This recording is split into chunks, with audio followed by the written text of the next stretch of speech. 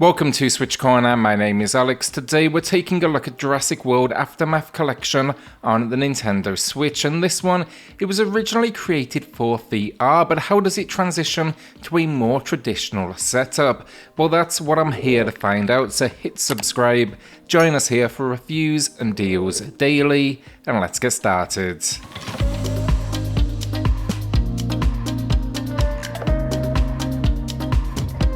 If you are thinking about picking this one up, then from the eShop, consider using cornershop.gg for discounted eShop credit. You will get 10% off at checkout using code CORNER, and that's going to be instant delivery via email. Story then, under this one, it's set between the events of Jurassic World and Fallen Kingdom. Opening the game, it's established we are on a mission to recover valuable information from the island, but things go wrong when we're attacked mid-air and our plane it comes to a crash landing.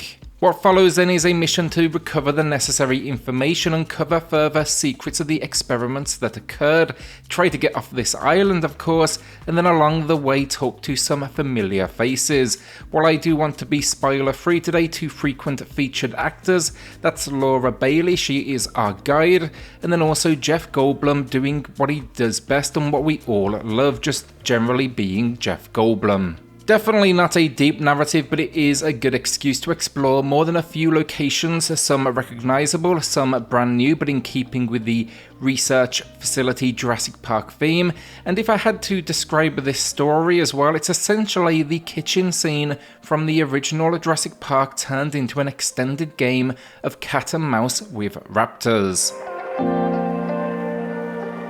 Gameplay then, and again, this released on VR, I played it myself, in fact on the Oculus Quest 2, an experience that would be comparable to Alien Isolation in the sense you're facing off against an enemy that can kill you instantly, and all you can do is sneak and hide.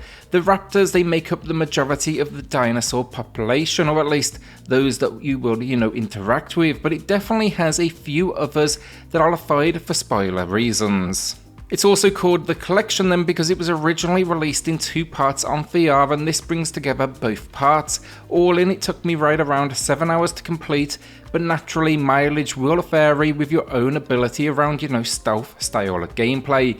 It can be particularly painful in moments where the game ramps the difficulty and the checkpoints feel a little too far apart. Here, I probably spent a good hour or so repeating trying to succeed. Controls are simple. We have movement, of course, the ability to sprint, though expect extra noise with this. We can crouch or slide should we be sprinting when we, kick it in, and we can also then lean around corners and interact with a whole host of computers and switches.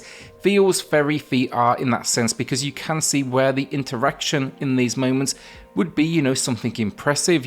Think a few different ideas for unlocking doors, mini puzzles, and they do work, don't get me wrong, but they don't really capture the magic that you would feel from a VR perspective, and they definitely get towards the end game a little repetitive. My complaints with the controls though, they come from that VR background. Buttons can sometimes be a little awkward to interact with, and I would find I was selecting the wrong items should a few be in front of me. Additionally, the walk speed's a little slow, and the sprint, it's not all that fast.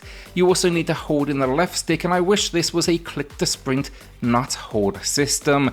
Do be aware as well of the sprint, it is attached to a stamina meter. Additional options for controls then, we can turn 180 degrees instantly with a tap of the X button. I did not find this useful on a console platform. And then we do find items such as scanners and remotes that can interfere with electrical sources and create much needed distractions. You'll also find things like a compass, as well as one that can pick up on the location of specific items. If you are wondering as well, I do want to clarify, no weapons at all in this game. This is all about survival and only survival. These enemies, they are overpowered as you would expect. When it comes to the Raptor AI as well, it initially impresses, but you will be able to, pick holes in their ability as you do progress. Basically, get spotted, the screen goes red, it's time to panic and run. You could hide under a desk, a locker, a different room, maybe a storage cabinet, and then you'll patiently wait for them to leave.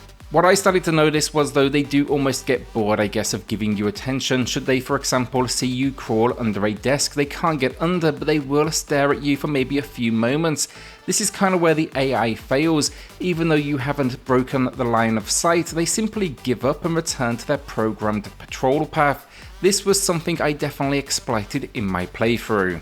There's also then a few moments that just simply feel unfair. They appear randomly from a fence on top of you or patrol in such a small area that it's near impossible to navigate. There's a few particularly frustrating areas as well that combines solving button press puzzles quickly before they do return. In VR, that's going to be a whole lot easier because you can be quick with your hands.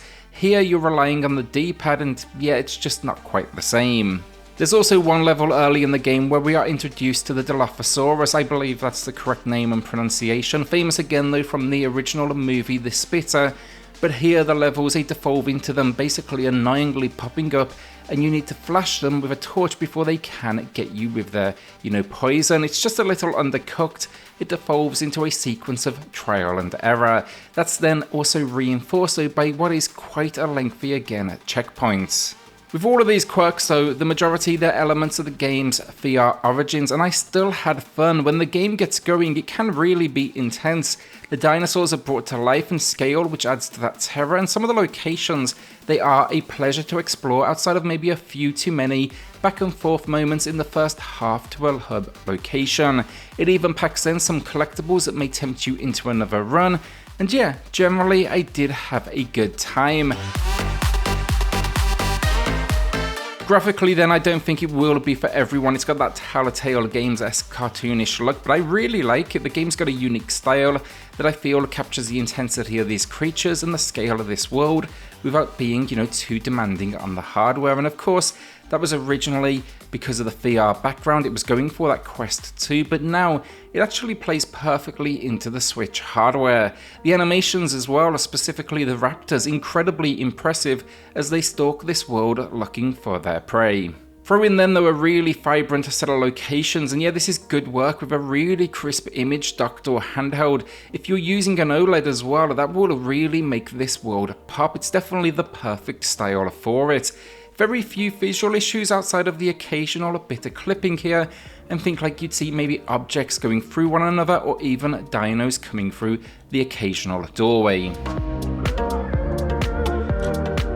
Audio finally, and I loved it. The voice acting is top quality, and while the script it may be very basic, the leads they do a good job of bringing it to life and adding some much needed intensity to the circumstances we face.